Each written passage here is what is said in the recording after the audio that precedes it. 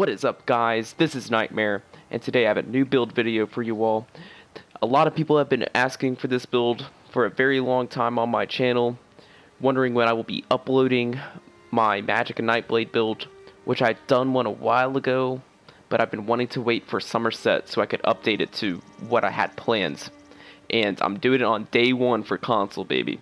I am doing this Magicka Nightblade build now, and let me tell you what. There's no other builds on YouTube like it.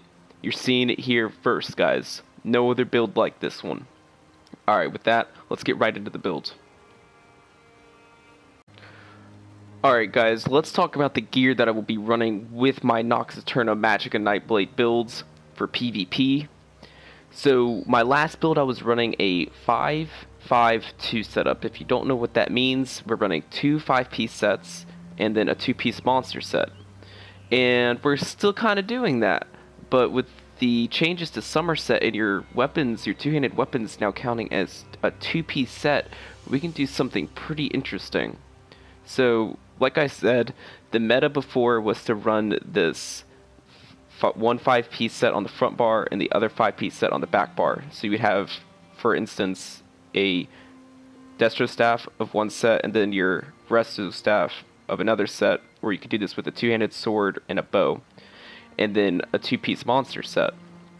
And then what would happen would be your 4th piece bonus would, or your 5-piece bonus would go away depending on which bar you're on. But the idea is having a offensive 5-piece bonus on your offensive bar and a defensive bonus on your defensive bar. And then it just goes hand in hand. So kind of like the first build to do this was on Sorcerer, and you would use like Lich and another 5-piece set, for instance, like Spinners. And then your Infernal Guardian, or whatever that 2-piece set is. So for this, we're doing something like that, but like I said, your 2-piece, or your two-handed weapons now have a 2-piece bonus. So starting off with the builds, I am running a 5-piece War Maiden, and as you could see, I am running a 5-piece Transmutation.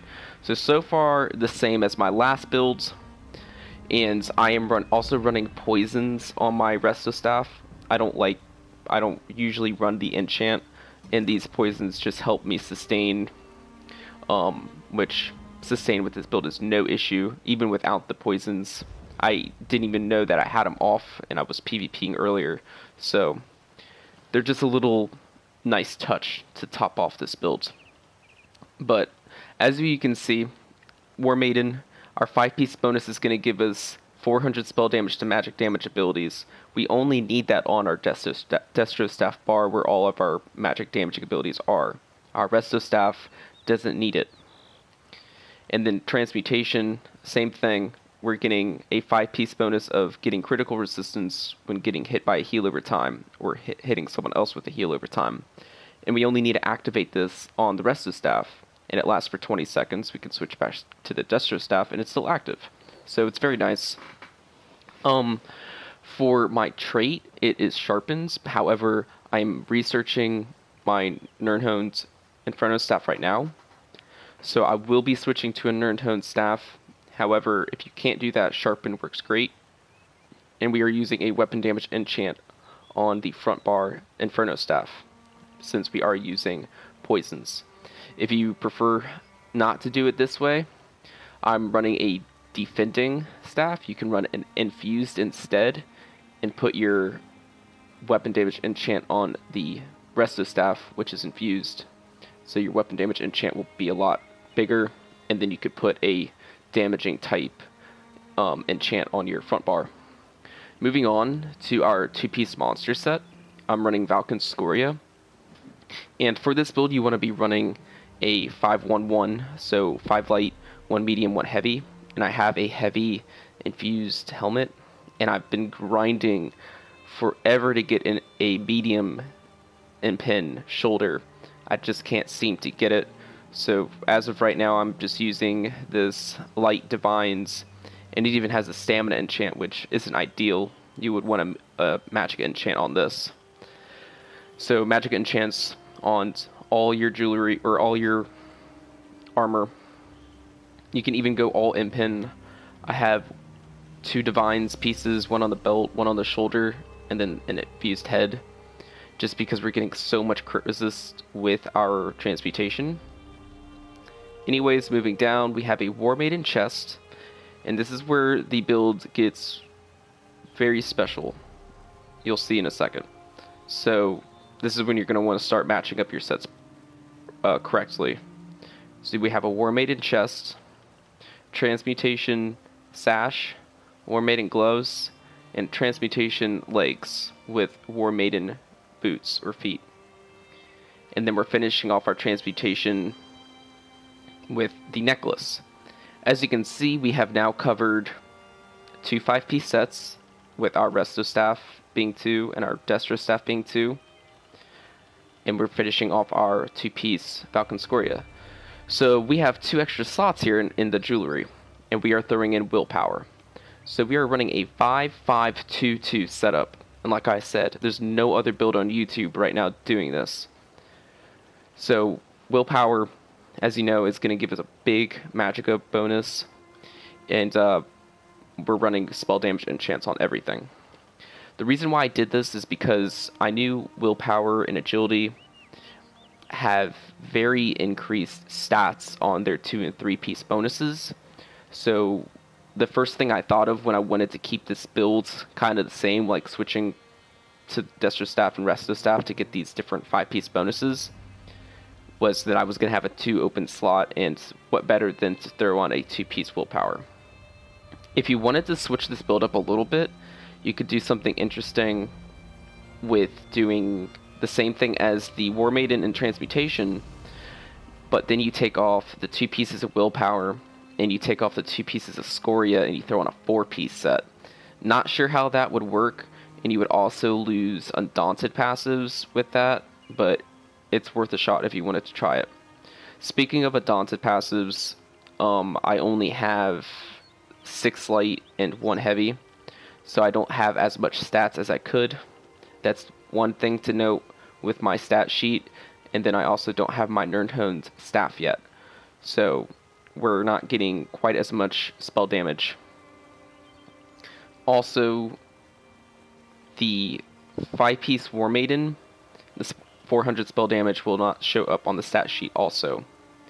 Another thing to keep in mind is that with this new setup, we're losing more than just the 5-piece bonus. We're going to be losing the 4 and the 5-piece bonus. But don't be alarmed, there's no issue with this. I have already thought this through. And this is going to further prove my point that Transmutation's a better goddamn set than Wizard's Riposte.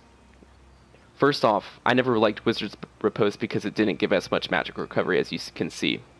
But moving down, our fourth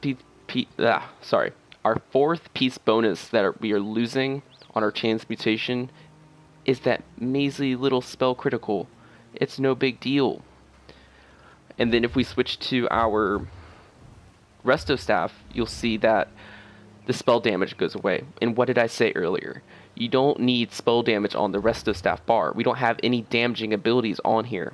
All of our abilities here are for utility and for healing, and healing is going to scale better off of Max Magicka. So that pretty much just backs up my choice in gear for this patch, and it works. I've played it some on the PTS, and that's how I tested it out to make sure that everything was going to line up perfectly, and it works great.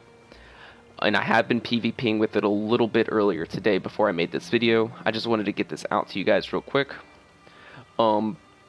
Before we look at my skills, I'm going to show you guys my food I'm using. Of course, you know it. It's Witchmother's Potent Brew. There's no other consumable food that you can get right now. We're getting max health, max magicka, and magic recovery. It's just perfect.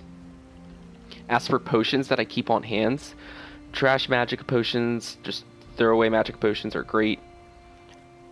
Then I'd like to craft movability potions. Excuse me. And movability potions are good for 1BX and just preventing you from getting CC'd. It's just really nice. It's It's also giving us Magicka back and spell critical, really good. Moving on, I'm also carrying Essence of Detection potions, and these are just gonna keep those pesky little Nightblades out of stealth. I'm not using Mark Target on this build, but we're fine with that because if they try to cloak away, they're not gonna worry about trying to turn on you and fight anymore.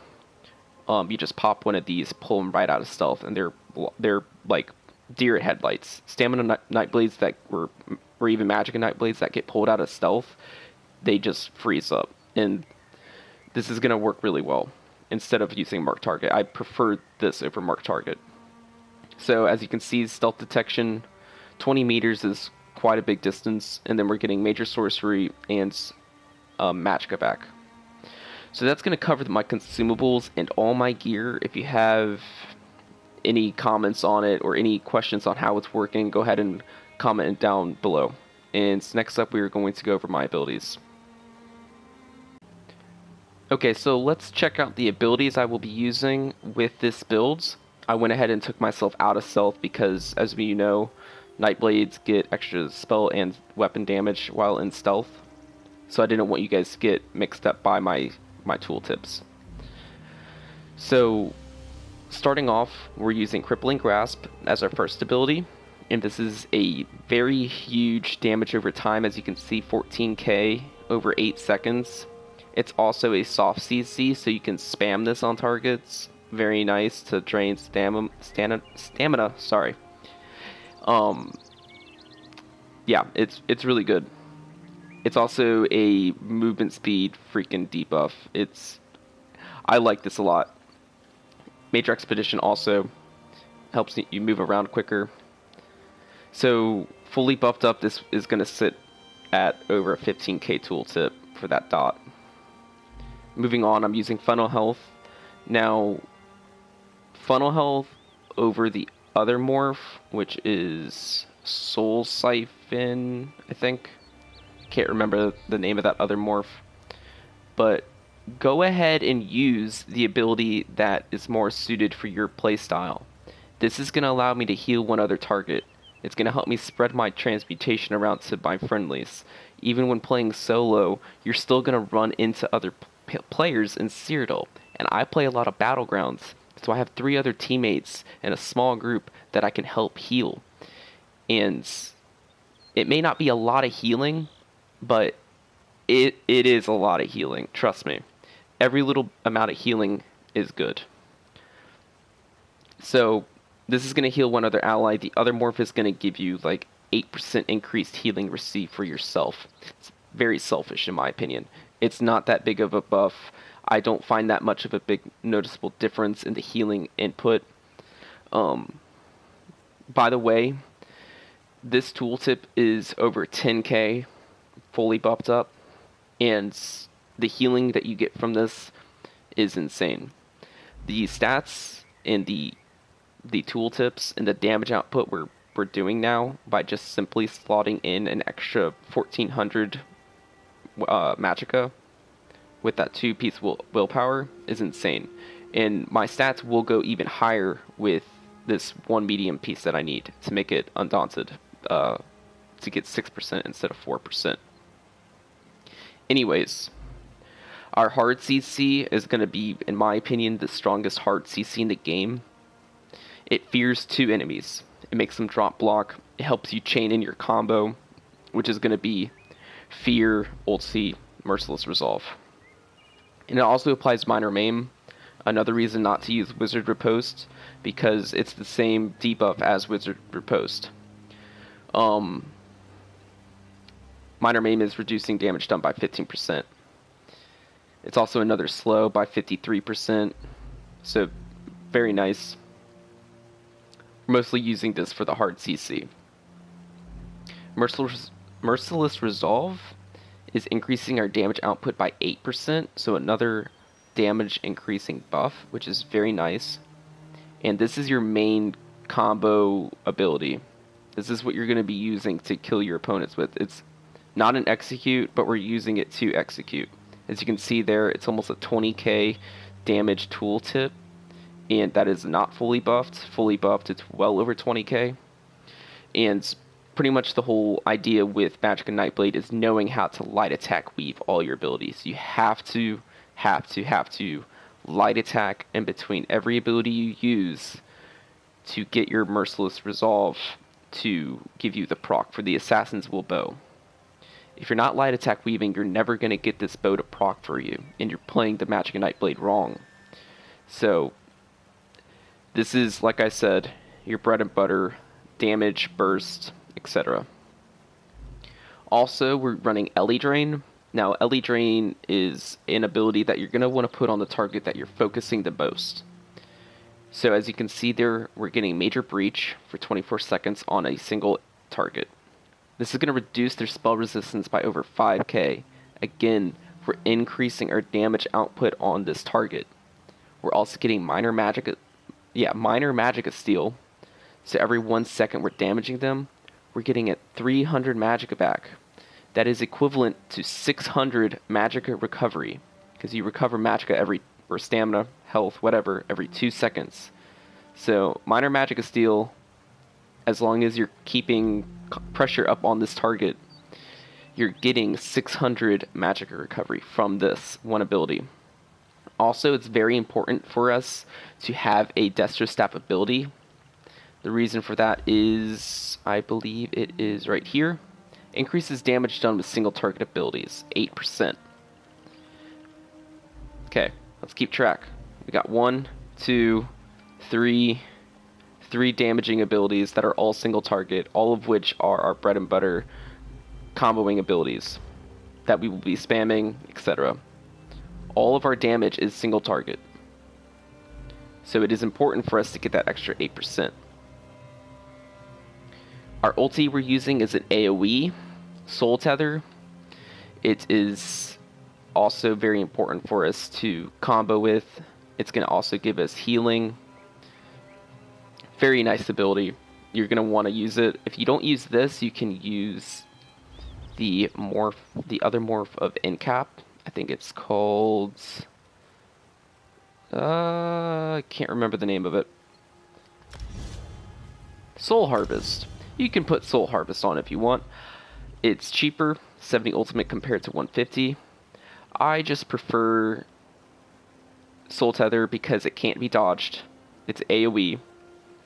And it gives healing too.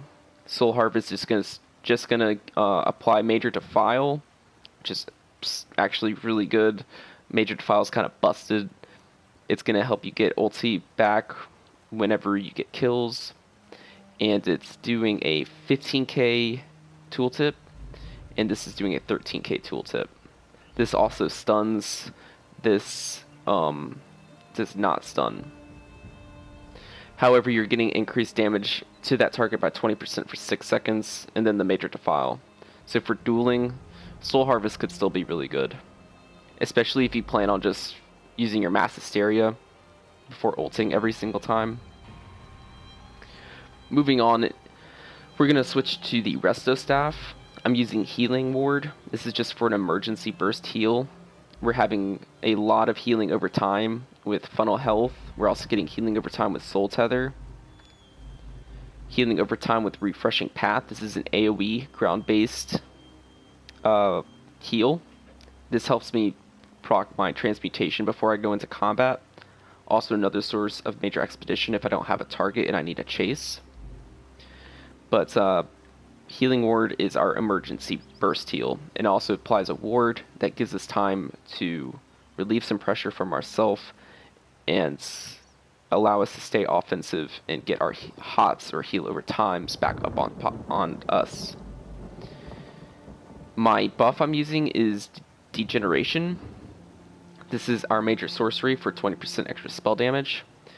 And I chose this over Structured Entropy because Structured Entropy gives us max health, which would only be active on the Resto Staff. I don't like the idea of my max health changing too much from bar swaps.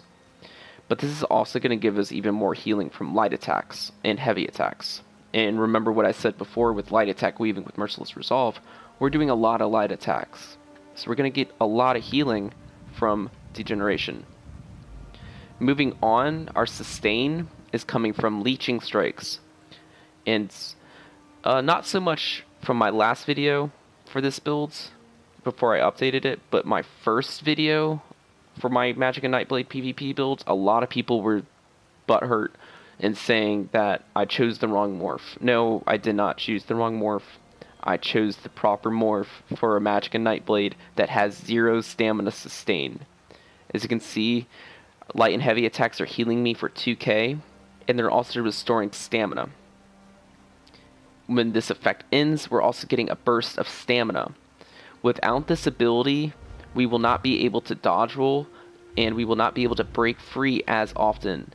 This ability is key to our survival in Cyrodiil and in Battlegrounds. Without this, we run out of stamina. A Magicka build that runs out of stamina in PvP is dead. So the only change to abilities that I've made is my cloak. As you know, they took the other morph of cloak and turned it into a heal. You can't go invisible with it anymore, and I thought that was really lame. So I was forced to switch to Shadowy Disguise, which is okay. It's actually cheaper, and it's going to allow me to have my next ability crit, which I'll have to play around with, but I already have pretty good crit chance, and my Merciless Resolve can crit quite often. But if I wanted to not do my normal combo, which is Mass Hysteria, ult, Merciless, if I was just to shoot my Merciless away at someone and try to like burst them down really hard, not trying to combo them or anything, I would cloak first and then shoot my Merciless Resolve and just see how much like burst damage I could do, like one shot wise. Because I know this would hit really hard on a guaranteed crit, of course. I already know that it crits really hard. But also from stealth, which I get a bonus as a Nightblade, it's going to be really nice. Moving on for my ultimate, I'll get a lot of hate for using Light's Champion, the Resto Staff ulti. But in my opinion, when you're making a build, you need to look for a few different things. And at least this is what I look for. One of those is having an offensive and a defensive ultimate. Sorry, but the best defensive ultimate I have, and it's pretty cheap, is my Resto Staff ulti. It's going to give me huge healing, burst healing. It also gives me major protection and major force. Major force is going to be really good for critical damage, and then reduce damage taken by 30%. This just helps us get back up on our feet, get back on the offensive, and apply pressure back to them. So kind of the theme with Magicka Nightblade is being able to stay offensive while being defensive, and when you need to go hard defensive, it gives you certain buffs and passives to increase your offensive power. All of your offense is going to keep you alive, like your funnel health. Your degeneration is also giving you healing. Your refreshing path is also giving you healing. This is technically offensive in my opinion. I had to change my cloak morph, so that's no bueno, but still fine. It's going to give us a crit. Light's Champion is another example of this. It's an emergency burst heal, but now it's going to give us major force, which increases our crit damage by 15%. So after being defensive, our offensive power just spiked. Also, our offensive ultimate is also giving us healing, so that gives us defensive properties. And I'm pretty sure you guys get the picture with that. So I'm going to go over passives real quick, and this is going to be really quick. But we're taking all of these. Getting a kill with your Merciless Resolve is going to give you Magicka Pack, and then we're getting 10% crit damage, which is really nice. This is increasing your spell damage while stealthed. Shadow, this is going to increase all of our recovery. Tankiness, Dark Vigor, you want to make sure that you have your shadow abilities are increasing your health by 3%, and then Dark Veil increases duration of shadow abilities. Siphoning is the one I'm thinking about. It's Magicka Flood. You want to make sure you have a siphoning ability on both bars, so we have Crippling Grasp and Funnel Health on our front bar, and then we have Leeching Strikes on our back bar. So that is really good to get our 8% max magic on both bars. Healing done, so we're getting, how many do I have? I have 2 siphoning abilities. For some reason it's telling me that I'm getting a 9%. Oh yeah, Soul Tether also. So I have 3 siphoning abilities, so I get 9% increased healing done, and then 3% on our rest of the staff bar. This is more ulti regen, and then more ulti regen. Destro staff, I already mentioned this earlier, but this is penetration, and then this is the 8% increased single target damage. Rest of staff, we're taking all of these also. Light armor, all of these are very important. And then heavy armor, I'm taking Juggernaut, and then Resolve, just to make me a little bit tankier, because I do have 1 piece of heavy. And then if I had the skill points, and if I had the medium shoulder, you could put some into Windwalker and improved sneak. And even athletics if you wanted to. We are a vampire with this build. I feel like it is very necessary. When we get low on health, we're going to get Undeath passive. Just making us even tankier when we get really close to dying. And then Supernatural Recovery is going to help us sustain better. Undaunted, like I said, I only have 4%, but if you had a medium shoulder for Falcon Score, you could get 6%. And then I am a Breton, and I just feel like Breton is the best choice for a PvP Magicka Nightblade. We're getting 10% max Magicka, spell resistance, which makes us really tanky, and then 3% reduced cost. Reduced cost is really good ever since they got rid of reduced cost and champion points, which even back then I still used a Breton. But with High Elf, you're losing out on one of your passives because you don't really have any elemental damage. I suppose Argonian would be pretty good, and Dark Elf could be okay, but I just feel like Breton is the best choice. And the spell resistance, 4K spell resistance is really good because we are a Dark Elf. As you know, we are a vampire, not a Dark Elf. We're at Breton. We are a vampire. Vampires take extra fire damage. The spell resistance that we get from being at Breton pretty much just negates that extra fire damage we're taking. So that's going to cover my abilities and passives. Next I'll go over my CP. Okay, so last but not least, I will be going over my champion point allocations. I did change this just slightly from the last builds. So I still have 56 into Bless for 12% healing done, which is really good. Now I have 51 Elfborn, so I'm getting 19% increased critical healing and critical damage. This is going to be huge. This is going to allow me to hit like a truck when I do crit. And then 14% magic damage, which is really good. I usually like to get 75 points into Elemental Expert. It's just me though. I threw 17 trash points into Spell Erosion. And then 51 into Mastered Arms is really, really good. Our 2 main hardest hitting abilities, not counting our ultimate, are both single target direct damage.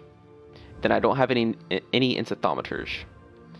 Moving into the red, we have 40 Ironclad with 40 Thick Skins. So we're getting 16% reduced damage all across the board from every damage type. There's only 2 different damage types, direct damage and damage over time. So I threw 35 points into resistance for crit resistance. You could do away with this if you were to have more impin on your armor. It'd just make you overall a lot more tanky. And then I have 49, it's a Hardy and Elemental Defender. Again, this is going to give us another 11% reduced damage across the board, because all of your damage type is Flame, Frost, Shock, Magic, Poison, Disease, and Physical. The only thing that will go through this reduced damage taken is like Oblivion damage, because that is not negated by CP. And then I have 37 Quick Recovery for 9% increased healing received. 27 Siphoner. It's kind of like poisons built into your CP, like I always say. 51 Warlord for 19% reduced break free cost. I find this to be really good. Moving on, 75 Arcanist for 14% magic recovery, 64 Tenacity for 13% restored magic on heavy attacks. And then doing this heavy attack on a Resto Staff is going to give us a lot of Magicka back if we do ever run really, really low on Magicka. And then 28 Tumbling for 12% reduced dodge roll cost. Back in the day, I used to play a lot of stamina builds and never really touch Magicka builds. And I always played medium armor and dodge rolled a lot. Nowadays, I play pretty much only my Magicka Nightblade. I sometimes touch my Magicka Sorcerer. I just got away with my Stamina Sorcerer because I made a new Templar, Stamina Templar. So my excuse for this is that I'm just used to dodge rolling, but 12% reduced dodge roll cost is still really good. Helps you break soft CCs like roots and stuff like that. So that's going to cover my CP. Alright guys, that's going to cover the build for today. Like I said, you won't find any other build like this on YouTube. At least, not right now. Maybe somewhere down the road, another build like this may come along. The whole 5-5-2-2 setup is what I'm talking about. You got your 2 5-piece sets, a 2-piece monster set, and then like 2-piece willpower or agility. In my opinion, it's really strong. It's been working for me. It hits insanely hard. And I will show you a picture of my stat sheet right here.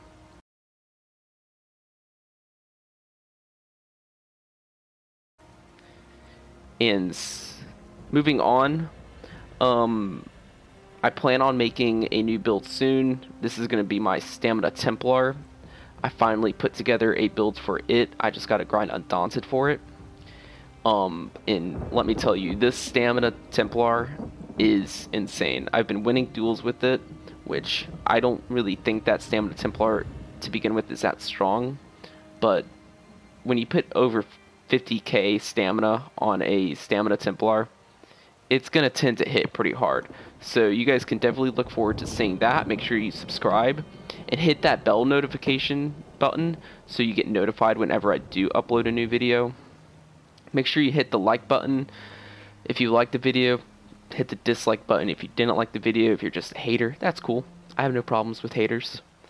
And make sure you leave a comment down in the comment section below if you have any questions, comments, or concerns over the builds or any future builds that I may be coming out with. If you have questions, or if you just want to hang out in game and PvP with me sometime, I'm cool with that too. Alright, so as always, I will see you guys next time.